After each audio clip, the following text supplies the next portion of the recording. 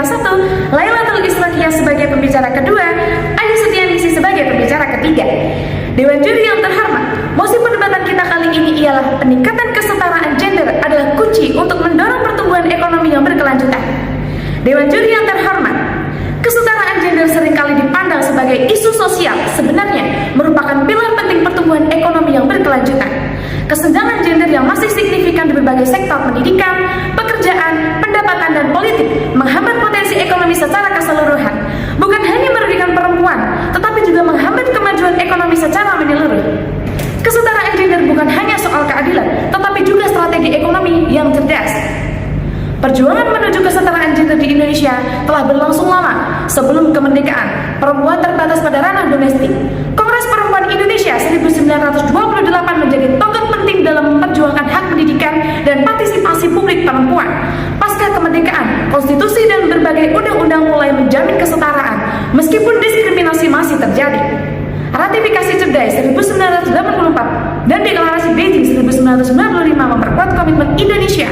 Era reformasi membawa undang-undang progresif seperti UU HAM, UU Ketenagakerjaan, dan UU Penghapusan Kekerasan yang melindungi hak perempuan dan mendorong kesetaraan di berbagai sektor. Tujuan Pembangunan Berkelanjutan atau SDGs, khususnya tujuan 5, mengintegrasikan kesetaraan gender sebagai pilar pembangunan ekonomi inklusif. Bukti menunjukkan bahwa kesetaraan gender berdampak positif pada ekonomi, meningkatnya partisipasi perempuan dalam ekonomi, meningkatnya produktivitas, mendorong inklusi keuangan, dan memicu inovasi. Hal ini pada akhirnya berkontribusi pada pertumbuhan ekonomi yang lebih tinggi dan berkelanjutan. Kesetaraan gender dalam konteks hukum positif di Indonesia memiliki dasar yang kuat untuk mendorong pertumbuhan ekonomi berkelanjutan. Beberapa dasar hukum utama yang digunakan adalah pasal 27 ayat 1 Undang-Undang 1945 menjamin kesetaraan seluruh warga negara tanpa memandang gender. Yang kedua ada Undang-Undang Nomor 39 Tahun 1999 tentang HAM menyatakan hak perempuan setara dengan laki-laki dalam pembangunan. Yang ketiga ada Undang-Undang Nomor 7 Tahun 1984 atau STADAW mengharuskan penghapusan diskriminasi terhadap perempuan dan promosi kesetaraan gender. Yang keempat ada Keputusan Presiden Nomor 181 Tahun 1998 mengatur tentang Komisi Nasional Anti Kekerasan terhadap Perempuan.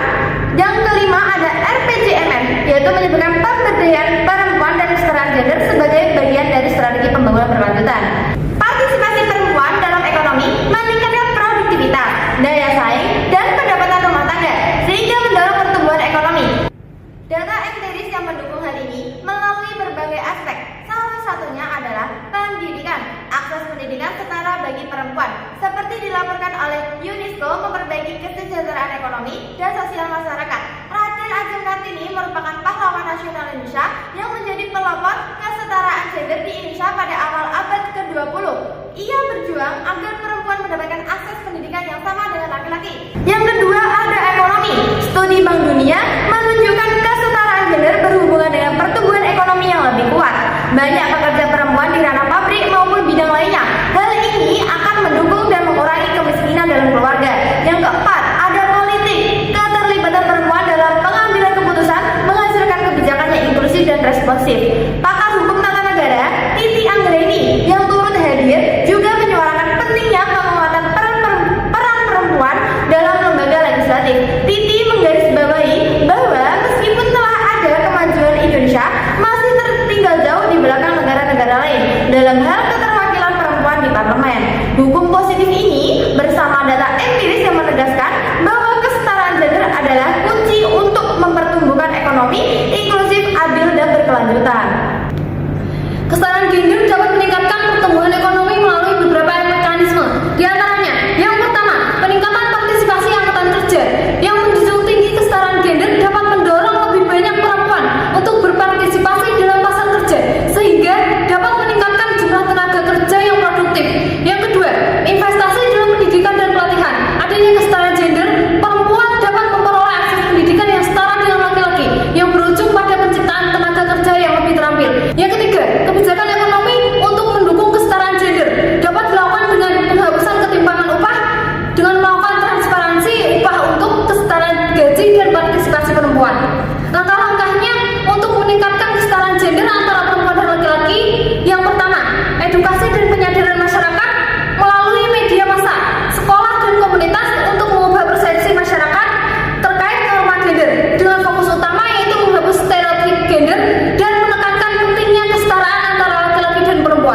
Yang kedua, reformasi kebijakan dan regulasi legislasi anti diskriminasi, merevisi undang-undang untuk menghapus diskriminasi gender, memperkuat hukum perlindungan kekerasan berbasis gender dengan menerapkan kebijakan afirmatif seperti kuota perempuan serta memberikan hak cuti orang tua yang setara.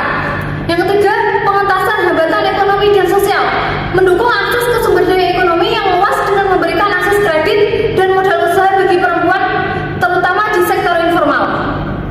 Dewan juri yang terhormat, kami dengan tegas menyatakan bahwa kami setuju dan pro terhadap mosi kali ini dengan menyampaikan bukti empiris yang kuat bahwa peningkatan kesetaraan gender merupakan kunci untuk mendorong pertumbuhan ekonomi yang berkelanjutan.